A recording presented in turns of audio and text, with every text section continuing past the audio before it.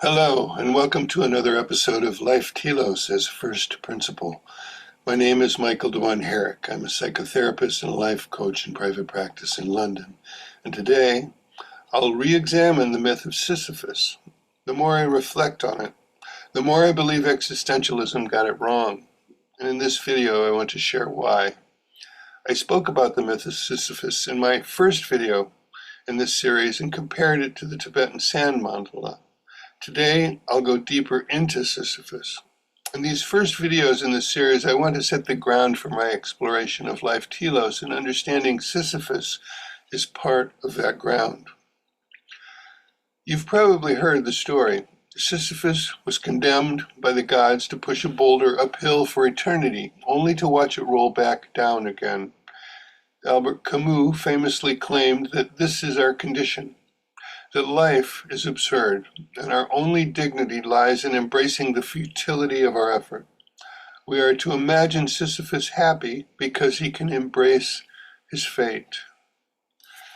But what if that's not what the myth is telling us? What if the story of Sisyphus is not a description of life, but a warning about what happens when we become exiled from it due to our misalignment with life's telos, or purpose?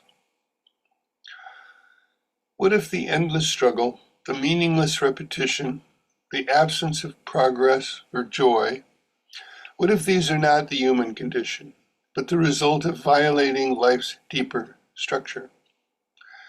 Sisyphus wasn't born to roll a rock.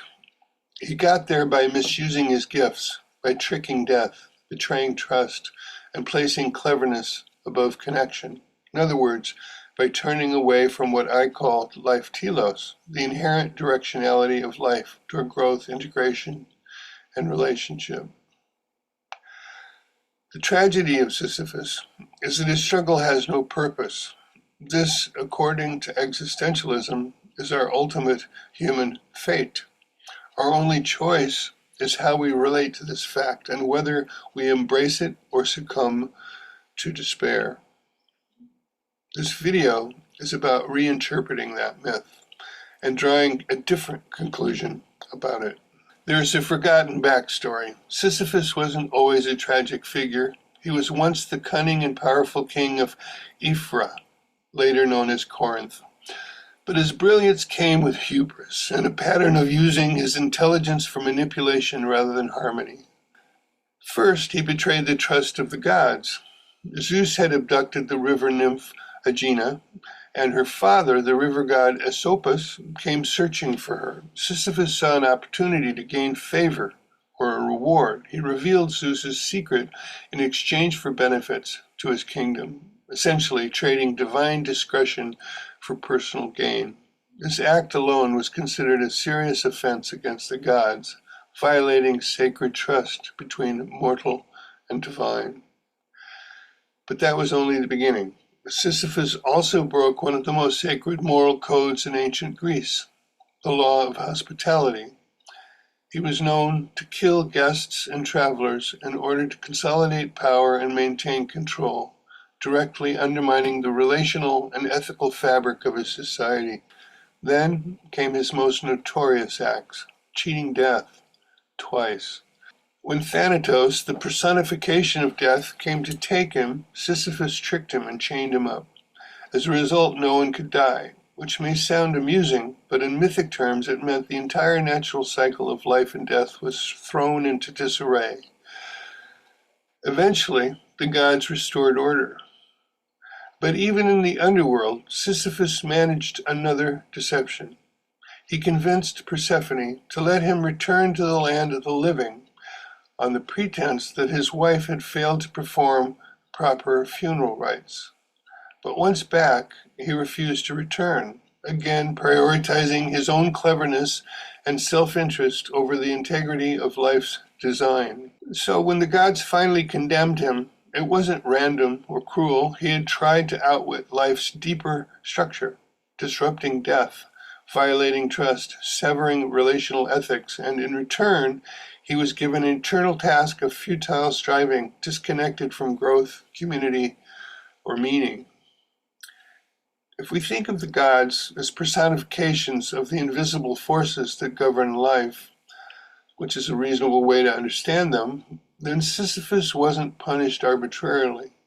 He was punished for deceiving and manipulating the structure and telos of life itself, for being out of alignment. Now for an interpretation of this myth through the lens of life telos.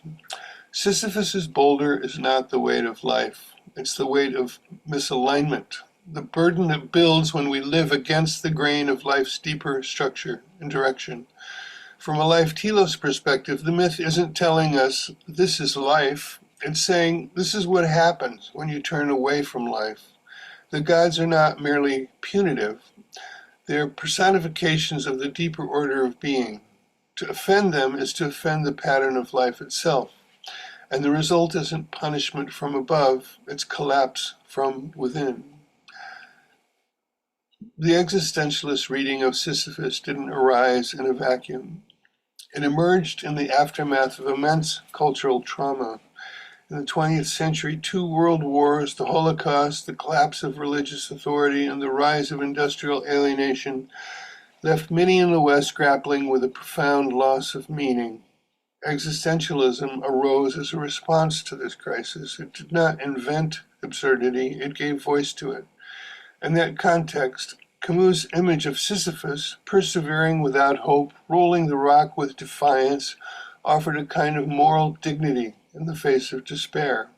But that interpretation reflects a historical condition, not a universal truth. It tells us what it feels like to live after the loss of Telos, but it shouldn't be mistaken for what life itself actually is. Even though I'm challenging the existentialist interpretation of the Sisyphus myth, I'm not dismissing what existentialism has revealed about the human condition.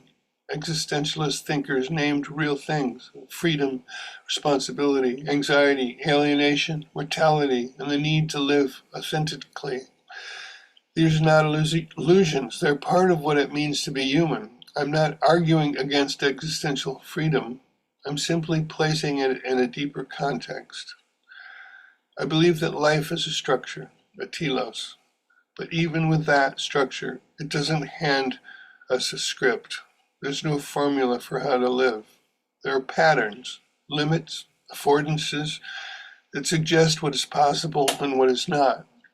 So yes, there's a direction in life, but how we walk it, how we respond, how we build, how we live, that's still up to us.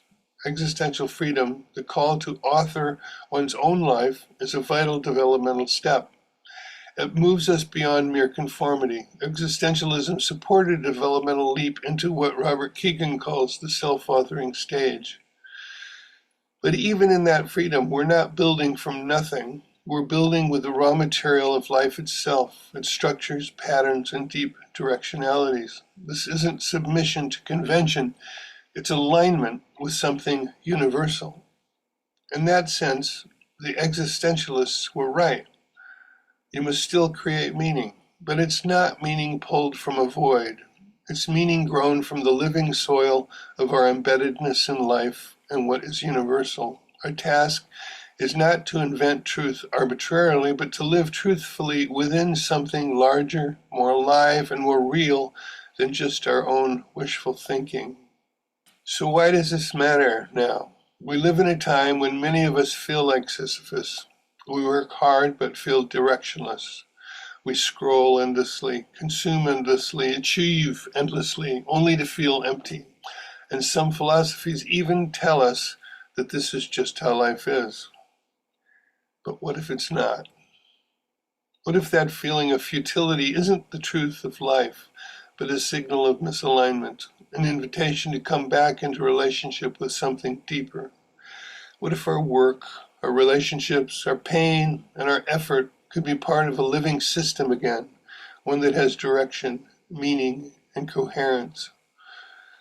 While we each have a responsibility to examine how we live, how we direct our energy, make choices, and relate to others, we don't do this in a vacuum.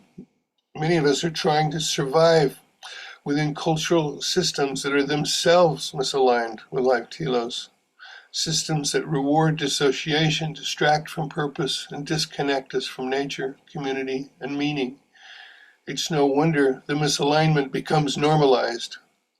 I'll explore this more fully in a future video, but for now, I feel it's important to say individual effort matters. Yeah, but the culture we live in shapes what kind of alignment is even possible. Sisyphus isn't a model of what life is. He's a mirror, showing us what life becomes when we depart from it. His endless, meaningless labor, his strength without direction, these are not metaphors for life. They are metaphors for life misaligned. For what happens when we sever effort from meaning, autonomy from relationship, intelligence from wisdom. But what if the boulder isn't just something to push? What if it's something we can build with?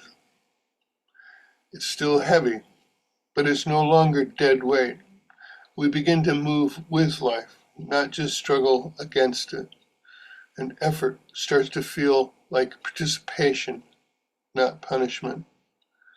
Life Telos doesn't give us a script or tell us exactly what to build, but it gives us a thread, a direction, a sense that our actions can serve something more than pointless repetition, that our freedom, our struggle, our desire to matter can find home in something older, deeper, and wiser than the self alone. We're not condemned. We're invited back into alignment, back into life. That's all for now. Thanks for joining me, and I hope you'll return for more explorations of life telos as first principle. Until then, take care of yourself and each other. Bye for now.